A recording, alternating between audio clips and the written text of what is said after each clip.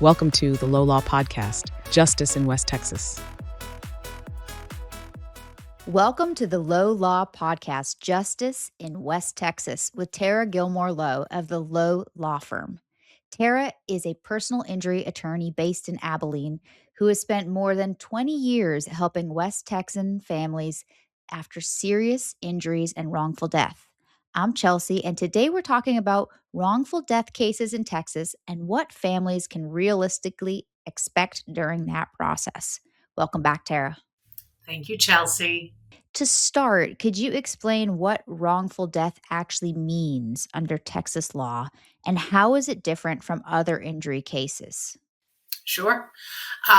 Wrongful death in Texas basically means that a fatality has occurred as a result of a wrongful act of another, negligence of another, the carelessness of another. Make it easiest to understand, usually it involves some sort of negligence and someone has passed away.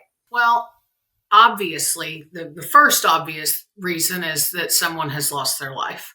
But one of the main differences is the types of damages that the surviving heirs can collect after a wrongful death.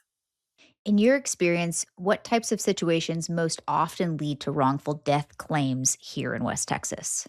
I think it's going to have to be motor vehicle accidents. You know, we hear about a lot of other types of wrongful death that's a lot more devastating, but I honestly think one of the most common causes of wrongful death in Texas is motor vehicle accidents. Whether it involves a commercial vehicle or just your individual personal vehicle, I think that's going to be the leading cause of wrongful deaths here. Who is legally allowed to bring a wrongful death claim in Texas, and how does that usually work within a family? Okay. So wrongful death claims they're interesting in Texas. Under the wrongful death statutes, the person or persons who can bring the claim are the parents of the deceased, the spouse of the deceased, and the children of the deceased. Now, in Texas, we also have a separate action that's called a survival action, and that can be brought by the spouse, the estate, things like that. And the distinction is the wrongful death claim is brought for those survivors, those that are left behind. The survival action is the claims of the decedent. So in other words, it's for his or her pain and suffering before they passed. Economic damages, medical bills, lost wages, things like that before they passed. That claim is a little bit different and it's limited in who can bring it. But as far as the wrongful death claim itself goes, that in Texas is going to be your parents, your spouse, or your children.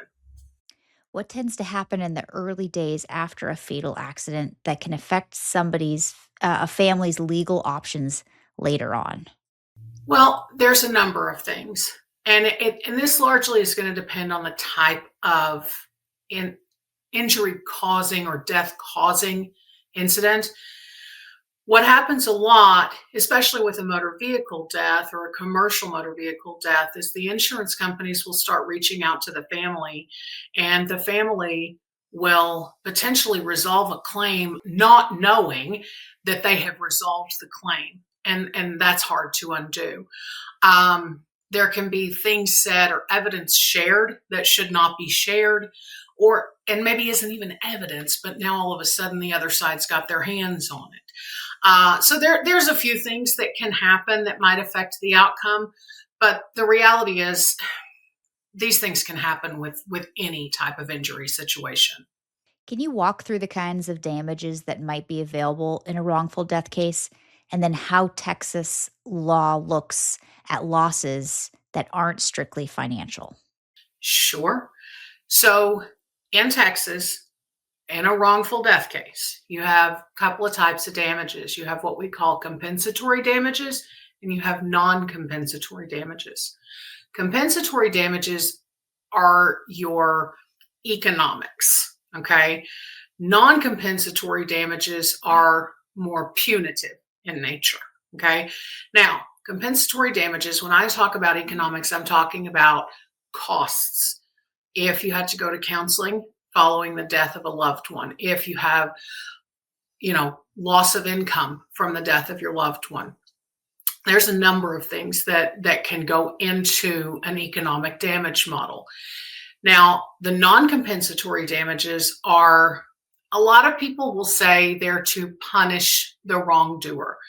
Is that technically true? Sure, it is. But it's the other type of damage that you would look for in a wrongful death case. And it's your punitive damages. Texas is an interesting state. We're a very conservative state. And so sometimes some of these damages that are more emotional in nature, more punitive in nature, they're not as easily recovered in Texas as they might be in some other states. But they are still damages that you have to look at and pursue. Absolutely. Timing is often a concern for families. How does the statute of limitations work in wrongful death cases, and why does it matter to act sooner rather than later? So the statute of limitations generally is 2 years. There are some things that can extend that when a death is involved. And that's something that would just have to be looked at with your lawyers to see what's going on. Why is it better to act sooner? The same rules apply as they do to any other personal injury case. The sooner that you act, and let me be clear, I know how awful that is to even think about right after you've lost a loved one.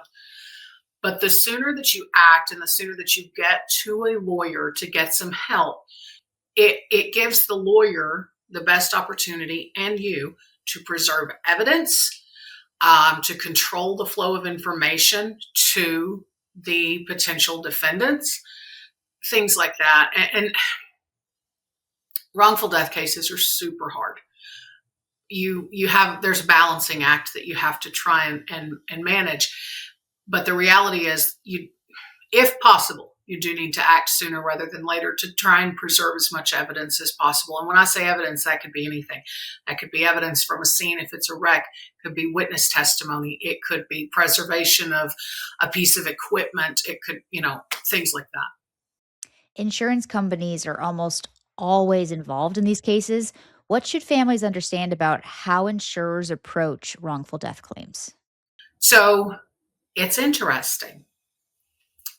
Insurers are always, the name of the game with an insurance company is always minimize the damage. Okay.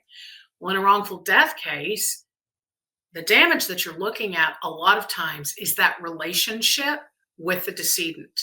So what insurance companies will do is they look to try and diminish that relationship.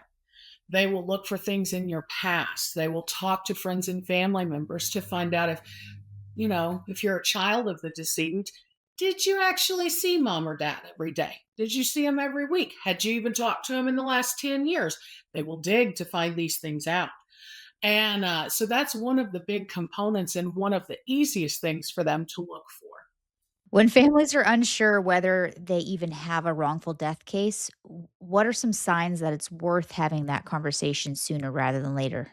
I think one of the biggest things that could be an indicator is when you're not sure what happened to your loved one. Oil field cases, products liability cases, when you're just not 100% sure what happened and you're not really getting the answers to your questions, sometimes the best thing you can do is go and talk to a lawyer and let them do the digging for you.